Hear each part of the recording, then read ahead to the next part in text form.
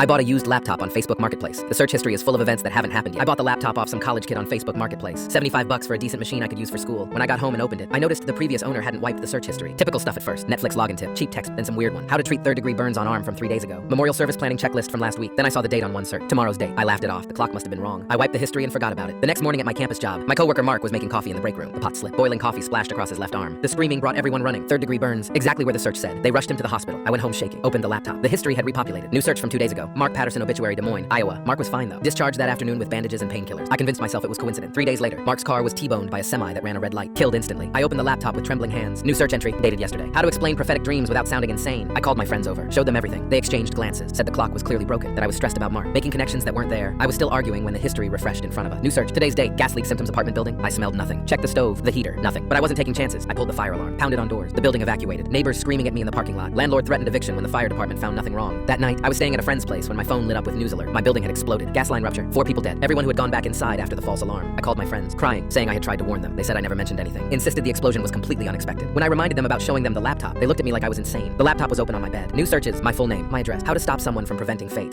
Can you change a predetermined timeline?